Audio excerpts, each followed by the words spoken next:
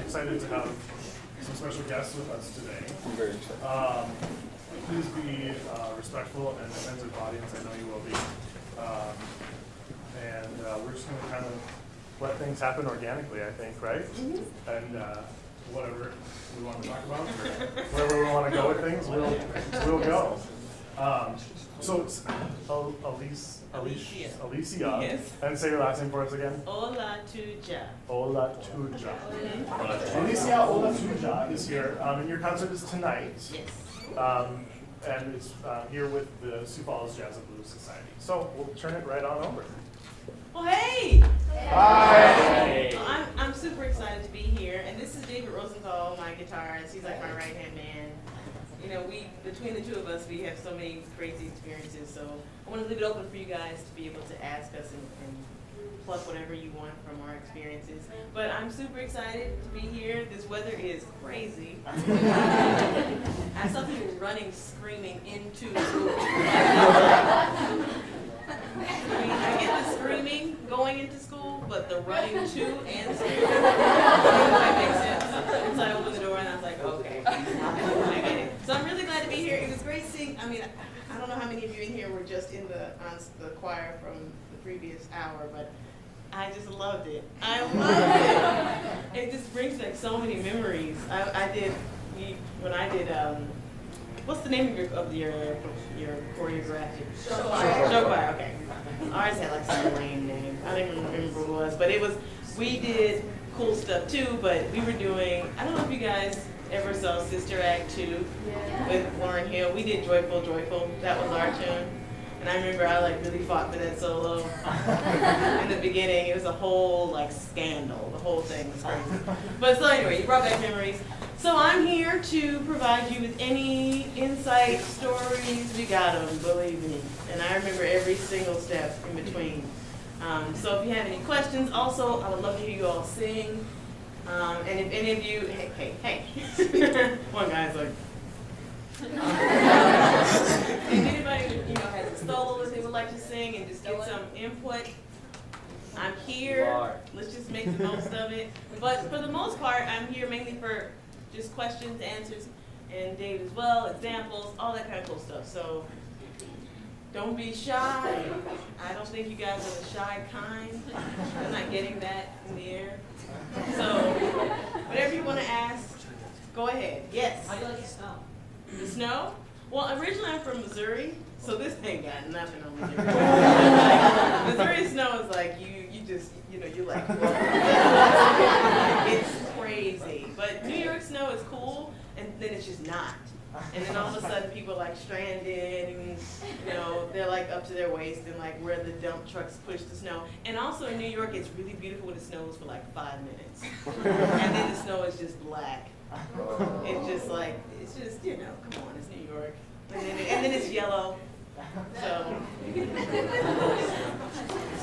So I like the snow. Yes. Any other questions? Yes. Just feel free. Just anything. If you were going to write an autobiography on your life, what would you be? Ooh. That is good. I love that stuff. I didn't think about that. I got like these really crazy questions the last time I just did like somebody asked me like if I were to be any other substance, like a gas or liquid or solid or whatever I want to be. That's it. Like I was like, I'll get back to you on that. Wow, what would I name it? Well, I think I would probably wait a little bit, because I think over time then maybe I'll have a better idea. Like if I were to write it now, I'd probably have some crazy title. So maybe I'd wait a little bit. But if I were to write it right now, dang. Well, you know what? I think when I do my albums, that's kind of like my autobiography set to music in a sense. And so whatever that title of the album is kind of what I'm going through. Like right now, I'm in a very transformative kind of phase. So maybe that may be what I would call it now. Maybe in 3 months I'd have a different title for that kind of phase. Right. So that right now it would be, if I wrote it a year ago, it'd be the name of my album a year ago, it would be Timeless.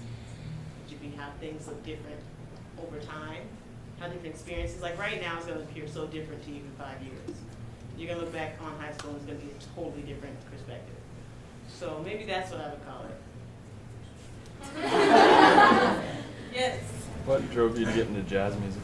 What drove me? Well, you know, it's funny. Jazz kind of found me because I studied classical music and I also loved singing a lot of different genres. And then after I did I sang for the inauguration in 2013. And after I did that, I got called by a lot of jazz organizations like Jazz Olympic Center and Juilliard Jazz Program to tour with them and sing with them. And I was like, interesting, because I wasn't singing jazz on that gig. I was singing like a choral, classical, soulful kind of combination type thing. So sometimes you go where you are called. So you never want to say, oh, I don't do that, or I don't sing that, or I don't just, even if you don't or you never had, just say, yes, I do, and take the job. I've had to have people say, oh, do you play this percussion? Do you play pandero, which is like a certain type of percussion, and he had never played before. I was like, yeah. They were like, all right, well, let's meet up next month. He was like, okay, and then he spent the next month like learning how to play this instrument. But that's good. So I actually didn't necessarily choose jazz. I feel like jazz chose me to come and represent, but I still keep it as my own style. Yeah. Yes. What is the biggest venue you performed Probably the inauguration. That thing, I mean, I don't even know if that's a venue. It's just like a land. You know? There's no ceiling. There's no roof.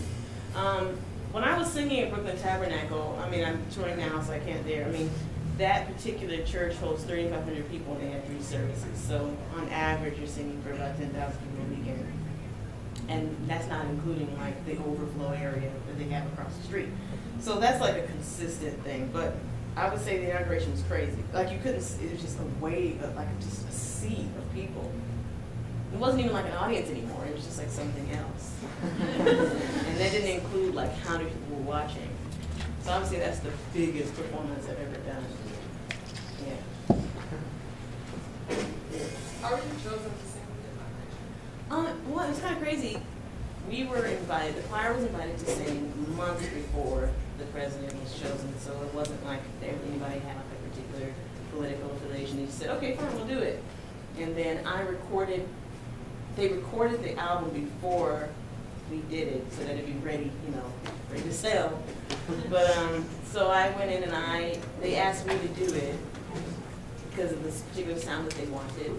And then months went by, and then 10 days before the inauguration, they told me I was going to sing a solo.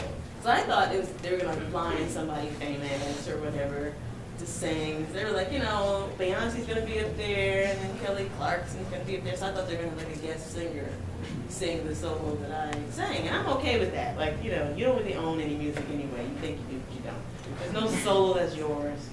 So when they asked me 10 days prior, though, I was freaking out. I was like, I had 10 days to get my mind wrapped around the performance. Vocally, that's one thing. Your mentality is like totally different. So I don't really know what made them just, decide, let's just go with one of our own. But I'm glad they did. Yes. How do you prepare for like a performance mentally? It depends on what it is. If it's live, that's a totally different experience. Like if it's TV or anything TV, that's a little bit scarier because you might get nervous and say something crazy, so you kind of have to keep yourself calm so you don't say something crazy on TV that goes on YouTube and everybody watches it over and over again. So I think I try to remind myself why I'm doing it, because the more you think it's about you, the more freaked out you're gonna get. That's like what I have learned. I used to be psycho right before a show. Like I wouldn't talk to anybody. You don't even know this side of me. He met me after this, thank God. But when I was in high school and when I was in my undergrad, I wouldn't talk to anybody. I would go into my own room. I thought that was my process. I would be so nervous that my stomach would be ruined for like days. I would be like testy and temperamental and snapping at my mom and all kind of stuff. And I thought to myself, do I really need to go through this every time? Like this is gonna be like a long road if I'm torturing myself. So your process, whatever it is, if you make sure you remember why you're doing it and what it's really about, like one of the things you start telling myself was, if I hit a wrong note, nobody will get cancer. Like that's a strange thing to say to yourself, but you kind of have to put it in like realistic perspective. Like, so you missed a note. Another thing you should say was, okay, well, if I mess up, I doubt that anybody in the audience on their deathbed would be like, I remember that girl. She was terrible. Like, no one's gonna do that. Like, you have to put it in perspective. Like, no one is really, it's not that big a deal. You know? Maybe that's morbid. I'm really morbid, like, when I'm doing comedy. Like, another time I used to think, like, in the middle of the show, what if, like, one of the lights came down and, like, killed somebody? But nobody remembers my solo anyway. So, like, that happened to, like, Kristen Chenoweth, didn't it? Didn't she get hit in the head? Kristen Chenoweth, she was on The Good Wife, and a light hit her in the head. Came down. She's so little, I'm surprised, you know, whatever. But anyway, the point is, you have to put it into perspective. I don't know, everybody has different processes. I've come to find this out from working with a slew of artists. But I think if your process is torturous, you gotta find another process. And I feel like if it's stressful and it's overwhelming, you're thinking too much about yourself. And the reason why you're getting on the stage to perform is not about you. It's about that person who just maybe did find out that they have cancer, or maybe that person who, you know, they just are so depressed and they need to hear something, or maybe that person just wants to escape the noise that's going on inside of their own mind. That's why you're there. Or else you can stay home and sing. If it's just for you, no one's gonna pay you for that. But, you know, so you have to remember why you're doing it. But I've gone through some series of processes, and the one I'm in now is like, let's just have fun. Let's just enjoy this, because it's over like that. Performance is like, oh, good night Detroit, or whatever, you know, it's over the minute you get up there. So yeah, now my process is pretty laid back. Yeah, just show up. Yes. So did you say you had a degree? I do. I have a master's from Manhattan School of Music. That's what got me to New York. So I didn't want to just go there with a dream, because for me, I come from a family of educators, never gonna let that happen. Yeah. But you know, they sent me to, I went to New York, and New York is great because your peers, your friends that you sit next to, they're the ones who you're going to hire and the ones who are going to hire you. That's like pretty much what I believe, in my opinion. If you decide to go to school to study music in the upper educational realm, what you're doing is you're creating an incredible network that you're gonna have for the rest of your career. I met him in school. He saved me. I had my recital. The guitarist I had did not prepare, and then he showed up to the rehearsal. He was terrible, and he was like, I don't play this kind of music. No, he just didn't practice. And so they were like, well, there's this one kid. He's really young. He just came here. I mean, he's really good though. And so I pulled him in at the last minute. He saved the day. And from that point on, I was like, I will never go anywhere without you. We've been playing together now for what? Almost 10 years. Almost 10 years. Ooh. I'm not going anywhere without this guy. Unless I absolutely have to, but other than that, I don't know. But these are the people that, you know. How hard was it for you to get in Manhattan School? The thing is, it's not hard sometimes. Like, I had good technique, and I had a good history behind me. I was at University of Missouri-Columbia, Mizzou, at a really good time. So they were just doing this world premiere opera or operetta type of thing to celebrate the Lewis and Clark expedition, and I got the lead role. And then I was touring and did all this cool stuff while I was still in school. But then you go to New York and you're back at the bottom of the tub, you know. So it's not hard to get in, but it is difficult, I think, to get a scholarship sometimes if you are a woman. And that's because there's so many female vocalists that audition. And they have like the number system. I think it's like for every 20, there's like 100, if you're sitting, watching, and auditioning, I'm sure as you've experienced, you'll see 100 sopranos to like 20 mezzo sopranos.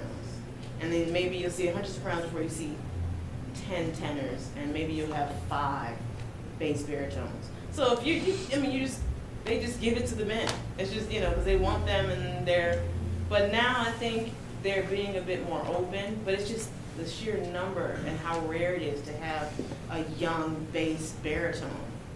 It takes so long for the voice to even get that low and full, so a lot of times the scholarship money doesn't necessarily go first to a lot of sopranos or mezzo sopranos. So it's not hard to get in, it's just hard to afford it.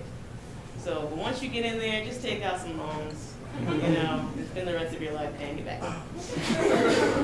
By young bonny banks and by young bonny braes, where the sun shines bright on Loch Lomond, where me and me true love were ever wont to gae, on the bonny, bonny banks of Loch Lomond.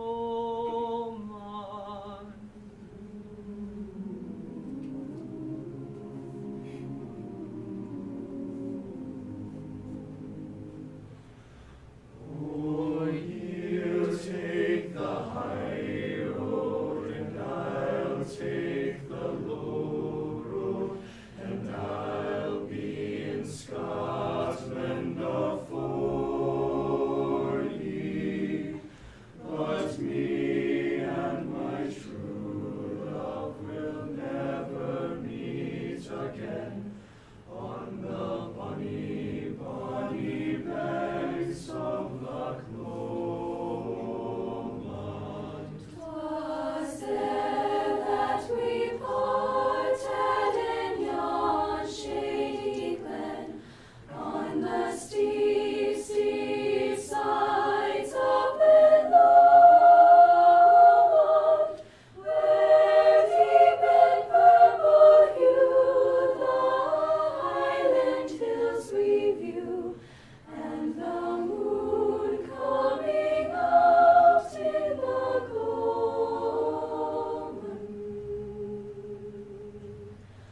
Oh, you take the high road, and I'll take the low road, and in Scotland but I true love will never meet again on the bonny, bonny banks of Loch Lomond. The ruddy sea and the wildflowers spring, and in sunshine the waters lie sleeping. But the broken heart will ken a second spring again, and the world knows not how we are grieved.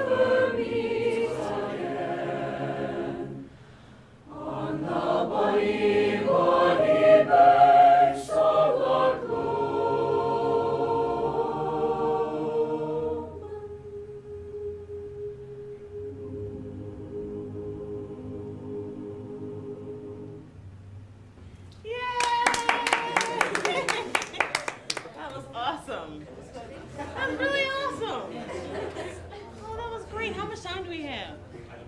Like 2 minutes. Oh man, that was I so know. great.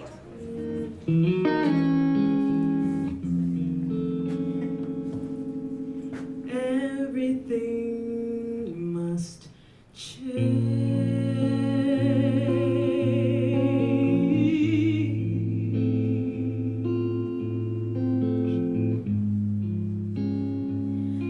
Nothing stays the same. Everyone will change.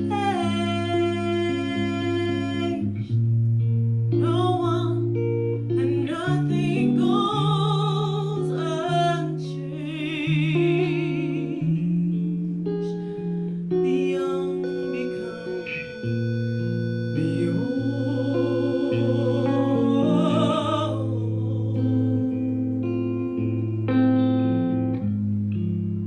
Mysteries do unfold, but that's the way with time. Nothing and no one goes unchanged. There are not many things in life we can be sure of.